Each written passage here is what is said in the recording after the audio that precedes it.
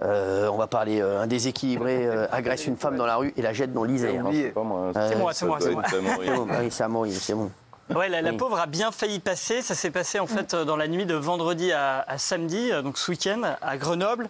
Il est en fait 4 h du matin. Manon, qui est une jeune femme qui a 24 ans, rentre de soirée. Elle attend un taxi pas très loin du pont de la Citadelle qui enjambe l'Isère. Et à ce moment-là, arrive un homme qu'elle n'a jamais vu et qui n'a a priori aucune raison de lui en vouloir, qui se met à hurler, qui se jette sur elle, qui lui attrape les jambes et qui la jette par-dessus le parapet du pont, du haut du pont. Donc en fait, la pauvre jeune femme fait une chute de 7 mètres jusque dans l'eau de l'Isère. Il faut bien s'imaginer la scène, hein. Il est 4 h du matin, bien sûr. Il fait nuit noire, l'eau est glaciale, et donc elle a toutes les chances de se noyer, d'autant qu'elle vient de faire une chute très impressionnante. Alors heureusement, elle est sauvée peu de temps après par les pompiers, puisqu'il y a un témoin qui la voit tomber et donc qui prévient les pompiers. Donc elle a pu s'en sortir indemne, et elle a même pu aussi livrer son témoignage dans les médias. Voilà ce qu'elle raconte. Quelqu'un est arrivé derrière moi, je n'ai pas vu son visage, mais je sais qu'il m'a pris par les jambes et a fait basculer par-dessus pour me retrouver dans l'eau. Je n'ai même pas essayé de nager, de toute façon je savais que c'était peine perdue.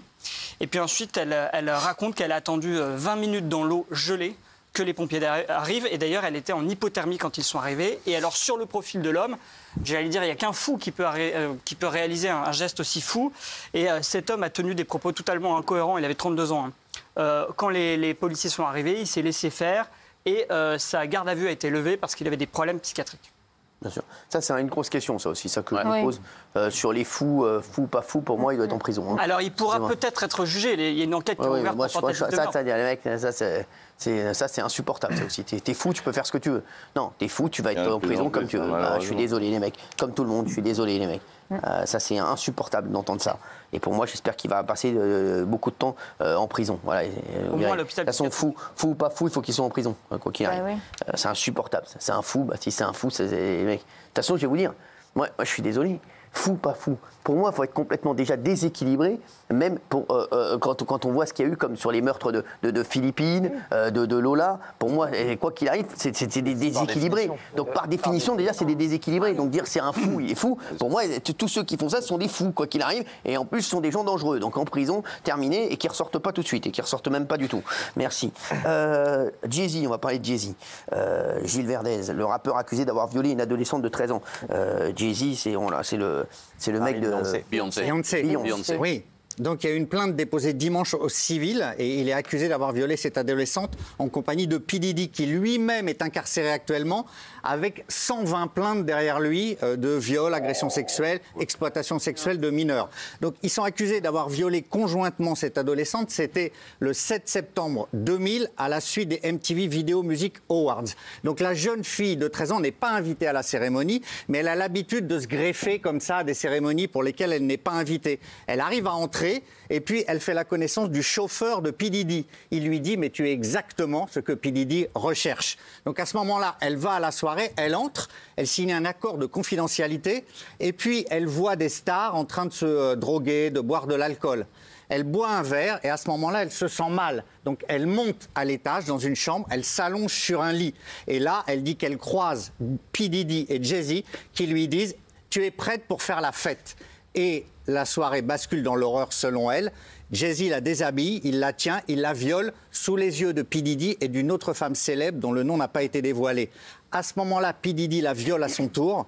Il veut qu'elle fasse une fellation. Et donc, elle s'enfuit. Elle réussit à appeler son père à partir. Alors, Jay-Z dément les faits. Il dit que c'est une affabulation d'un avocat qui, en ce moment, lui aurait proposé un chantage. Je ne porte pas plainte si tu payes. Il refuse et il dit allons au pénal et voyons ce que ça donne. Il est en lutte contre cet avocat. Ça faisait des mois qu'on disait que quelque chose allait sortir sur Jay-Z. Et là, il y a un vent de panique chez les stars américaines parce qu'il y a une liste de 100 stars qui ont été identifiées dans les soirées de P. Diddy. Alors, c'est pas parce qu'on a une soirée qu'on est coupable. Il y a quand même le prince Harry, William, Kim Kardashian, Shakira, Will Smith. Il y a 100 stars au total, énormément de rappeurs. Et il y a une sextape que les médias américains s'arrachent avec P. Diddy, une autre célébrité et un ou une mineure pour $500 000.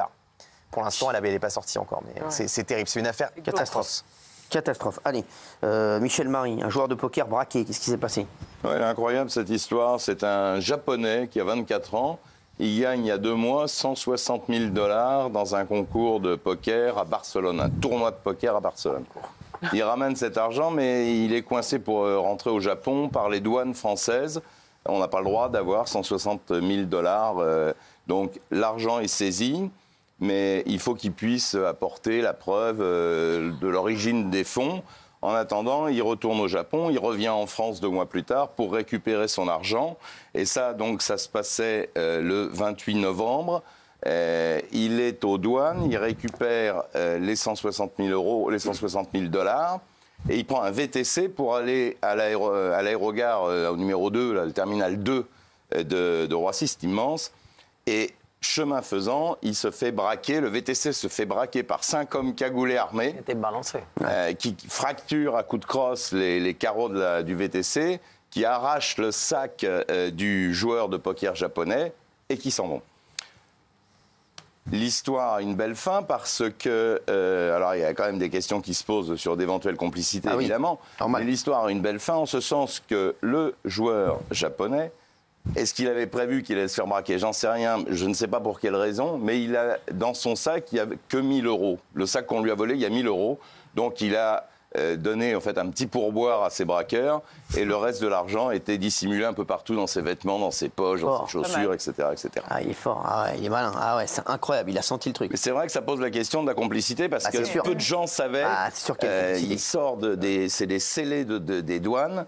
Il vient récupérer cet argent et il se fait braquer. Dans la nuit qui suit, il y a un méchant problème. Exactement. Une enquête ouverte, évidemment. Poitiers, un projet d'attentat déjoué. Que s'est-il passé à Amaury? Oui, c'est 3 hommes en fait qui voulaient effectivement commettre un attentat avec une cible notamment assez étonnante puisqu'ils visaient notamment la mairie de Poitiers. Alors vous allez me dire pourquoi la mairie de Poitiers? Eh bien c'était pour se venger de Charles Martel. Donc ils sont allés extrêmement loin dans leur référence. C'est-à-dire que vous savez qu'en 732, Charles Martel a vaincu les troupes arabo-musulmanes ou arabo-morts comme on disait à l'époque, ou sarrasins. Et donc en fait, ils se sont dit on va se venger de Charles Martel qui avait vaincu les musulmans et on va faire un attentat dans la mairie de Poitiers. Parmi les autres cibles, il y avait encore le siège de la DGSI, j'allais dire plus classique, et puis ils envisageaient également de se rendre en Syrie, comme bien d'autres djihadistes. Alors heureusement, les policiers ont intercepté leurs discussions sur les réseaux cryptés, et c'est d'autant plus important qu'en fait leur projet était relativement avancé, puisqu'on avait découvert lors des perquisitions qu'ils avaient à peu près tout préparé pour pouvoir confectionner des explosifs. D'ailleurs, ils s'étaient formés à la préparation d'explosifs, notamment l'un des trois jeunes hommes qui étaient étudiants en chimie. Et c'est encore un autre point qui dénote dans cette affaire, c'est que ces 3 jeunes hommes islamistes n'étaient pas, si vous voulez, des délinquants désœuvrés et cervelés, mais c'était 3 jeunes étudiants assez sérieux, dont l'un d'ailleurs était fils d'imam, donc qui n'avait a priori aucune raison de tomber dans cet excès-là. Et ils ont bien sûr été tous les 3 placés en détention provisoire. Exactement. Avant qu'on parle de Pierre Palmade, qui a été incarcéré, je voulais qu'on parle de cette affaire incroyable. Une vente de cartes de Pokémon dégénère. Oui, alors ça c'était le 4 décembre, mercredi, ça se passe à Vincennes. Au départ... C'est en Vincennes, c'est dans le 94, dans la région parisienne. Oui, le Val-de-Marne, c'est vraiment aux portes de Paris. Et c'est une transaction via le Bon Coin d'un collectionneur de cartes de Pokémon et quelqu'un qui voulait les acheter. Ça fait 1 mois qu'ils sont en train de négocier leurs histoires. Et ils se donnent rendez-vous, donc mercredi 4 décembre, devant une boulangerie. Et là, le vendeur arrive avec un petit chariot. Il y a 4 cartons ou 5 cartons de ces calendriers de Pokémon, etc. Et il rencontre le futur acquéreur. Ils discutent de 2 minutes. Et puis, ils ont l'air d'être d'accord sur la transaction. Et le vendeur charge ou aide à charger dans le coffre d'une Mini la voiture donc de l'acquéreur. Et à ce moment-là, il n'a pas perçu l'argent, c'est 5 600 € quand même. Et là, l'acquéreur monte dans sa voiture et s'arrache. Évidemment, le vendeur part en courant derrière à toute vitesse. Il se jette, dès qu'il y a un petit bouchon, il arrive à rattraper la voiture. Il essaye de l'ouvrir, il n'y arrive pas. Il se jette sur le capot de la voiture et là, la voiture démarre avec l'homme accroché aux 2 essuie-glaces de la Mini. Ils vont faire 2 kilomètres comme ça. Et là, les flics sont débordés par les appels parce que tous les passants assistent à la scène. Au départ, on croit que c'est une cascade d'un film, mais en fait, pas du tout. Et donc, la BAC progresse au fur et à mesure, la vidéosurveillance, etc. À un moment, dans un virage, celui qui est sur le capot valdingue sur le sol. Il continue sa course avec cette Mini qui était faussement immatriculée d'ailleurs, et il finit par s'empaler dans un pylône en béton. Il a été interpellé par des passants parce qu'il essayait de se sauver, et c'est 2 passants qui l'ont maîtrisé, et la police est arrivée, là, avec beaucoup de difficultés, réussi à le menotter. Merci Michel Marie. Pierre Palmade, ça y est, l'humoriste est entré en prison. Oui, alors racontez-nous tout, parce que c'est vrai qu'il est placé où, etc. C'est vrai que c'est aujourd'hui, alors on avait dit que ça serait au maximum un ou 2 mois, et ça a été assez vite. Hein. Ça a été assez vite, donc Pourquoi il a été placé tout de suite en détention? Eh bien parce que, en fait, ses avocats avant avaient dit en quelque sorte à la justice, OK pour être incarcéré avant Noël, si c'est à la prison de Gradignan. Donc il y a eu une discussion. C'est pas un deal, hein, mais c'est une discussion. Donc lui, ça lui allait Gradignan. Et en échange, il a accepté de passer Noël en prison. Donc il est entré en prison ce matin à 11h. Il va être incarcéré dans le bâtiment A au 6e étage, qui est le bâtiment pour les détenus dangereux ou les détenus de profession à risque ou les détenus médiatisés. Il coche la 3e case. Donc c'est le chef d'établissement qui l'a reçu.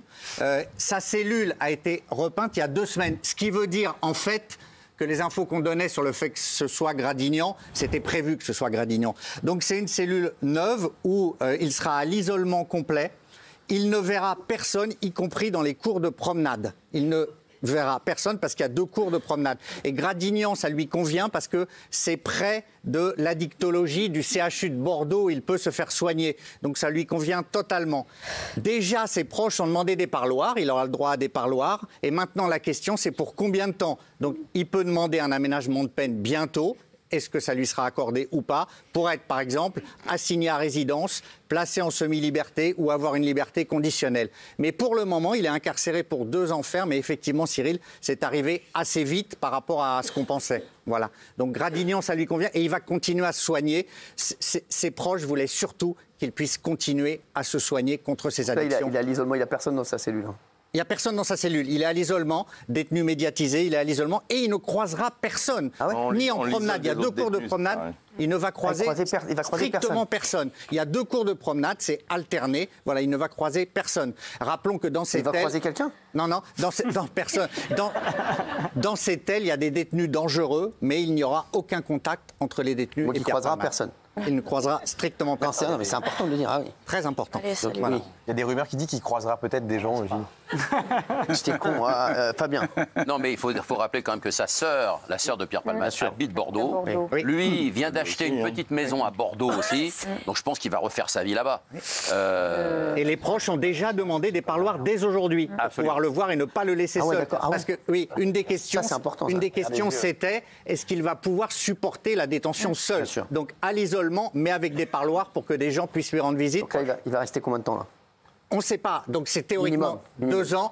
Minimum 8 mois. Il va passer, voilà, il va faire quelques mois, courts mois, avant de demander plusieurs aménagements de peine. Et je pense que le premier sera refusé et qu'après on lui accordera. Voilà, c'est mon opinion. Mais là, il passe Noël en détention à Gradignan. Mais donc là, c'est sûr qu'il ne croisera personne.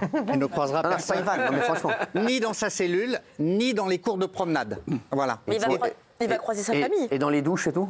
Personne. Ah non, c'est isolé. Non, à la prison. Ah non, à la prison, il ne croise personne. Dans les parloirs, évidemment, c'est pour ça qu'à mon avis, on va très vite lui accorder des parloirs, parce qu'il y avait la grande question, pourra-t-il, alors il faut penser aux victimes, bien entendu, hein, mais pourra-t-il supporter la détention seul? Donc voilà, il est placé à l'isolement. Voilà, il est passé à l'isolement, donc il croisera personne. Strictement personne. Merci à tous. À demain.